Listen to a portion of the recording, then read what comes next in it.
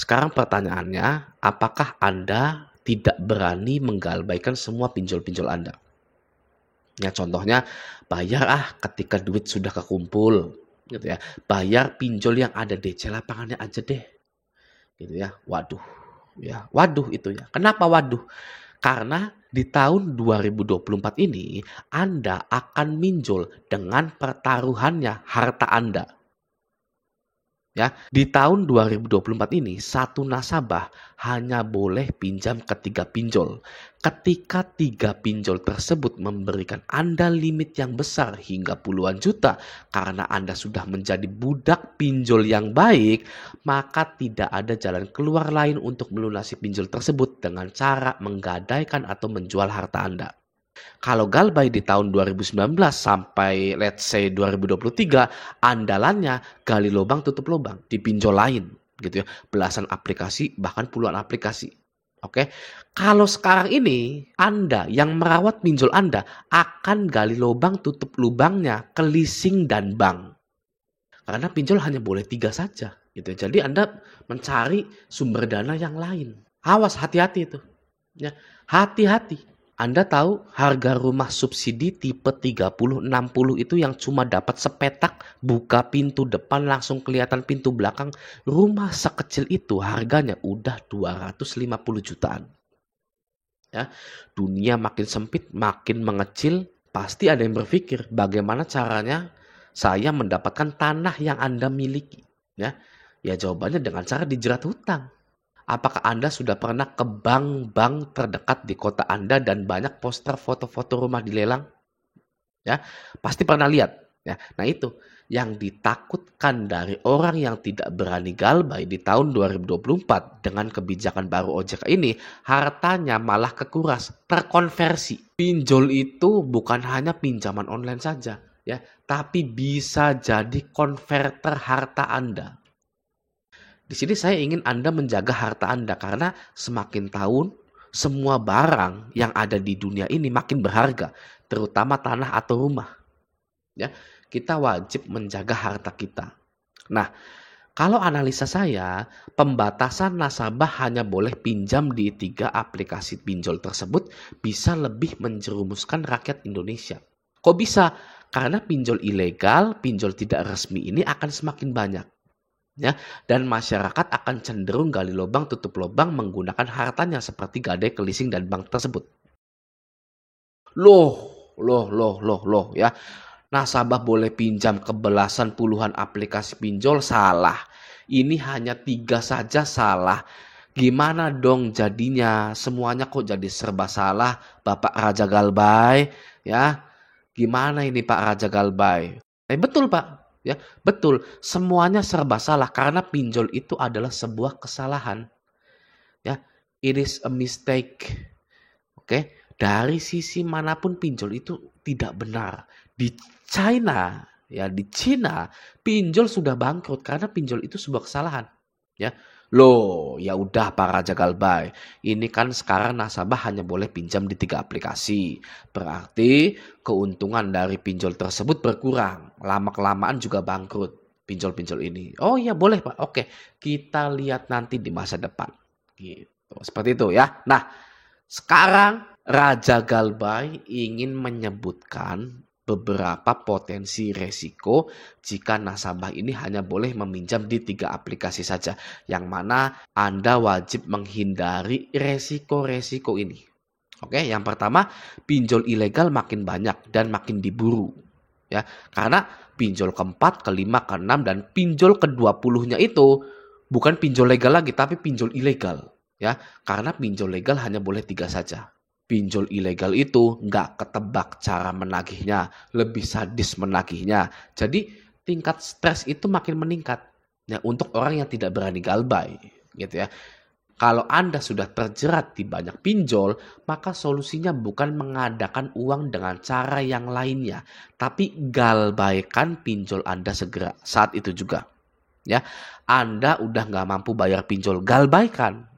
Ya, bukan gade sertifikat tanah, bukan gade BPKB.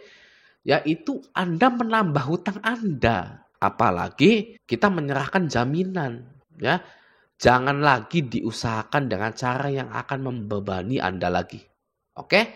Itu yang pertama. Nah, yang kedua, harta bisa hilang.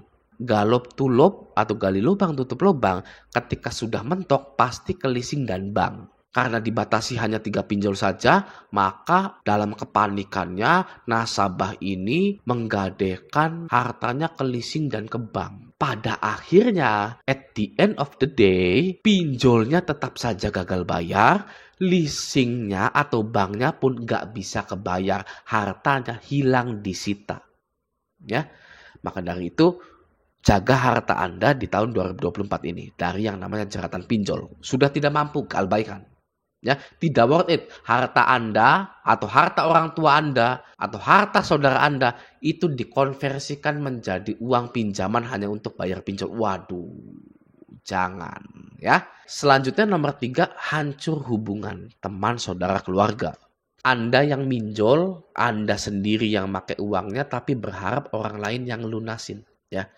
Kalau saya Raja Galbay, waktu Galbay dulu, gentleman, saya hadapi apapun itu resikonya. Ya, saudara, teman, keluarga tidak perlu tahu tentang Galbay pinjol saya. Biarkan ini jadi kisah dalam perjalanan hidup saya. Ya, hadapi, gentleman. Ya, Anda perempuan nggak apa-apa, hadapi, jaga hubungan Anda dengan teman, saudara, keluarga.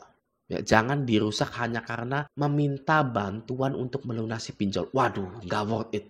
Pinjol itu nggak ada worth it-nya. Selanjutnya, yang nomor 4, resiko terbaru dari aturan OJK 2024 ini adalah sakit fisik. Stres tinggi bisa mengakibatkan memburuknya kesehatan. Oke, orang yang galbay pinjol sering beli Promag karena perutnya sakit. Ya, sering beli obat sakit kepala juga. Kenapa? Karena masih memikirkan bagaimana caranya saya melunasi pinjol tersebut. Ya, waduh, saudaraku, pinjol itu nggak bisa lunas. Ya, kalau ada orang yang lagi nunduk kepalanya ya karena pinjol gitu kan, lagi ngelamun karena pinjol, tepuk kepalanya kalau bisa, tempeleng. Ya, saudaraku, tempeleng, pak, pinjol itu nggak bisa lunas. Ya, pinjol itu ingin Anda selalu menjadi budak hutang yang baik. Ya, pinjol itu akan lunas jika Anda sudah galbay. Ya, dilunasi sendiri oleh pinjolnya menggunakan asuransi. Tapi kalau Anda belum galbay, waduh, ya, tidak ada ceritanya pinjol itu bisa lunas. Ya, ingat kata-kata dari Raja Galbay, pinjol itu akan lunas jika Anda sudah galbay. Ya, setahun galbay itu baru auto lunas. Ya, lunas sendiri oleh pinjolnya menggunakan asuransi. Sudah saya buktikan. Ya, oke. Selanjutnya nomor 5. Resikonya adalah berbuat kriminal. Oke. Pada tahun 2023 masih banyak orang yang melakukan kriminal hanya karena pinjol. Ya. Anda tahu kenapa mereka bisa melakukan kriminal? Iya, karena mereka ingin membayar pinjol, ya. Jadi bayar pinjol itu sama dengan petaka.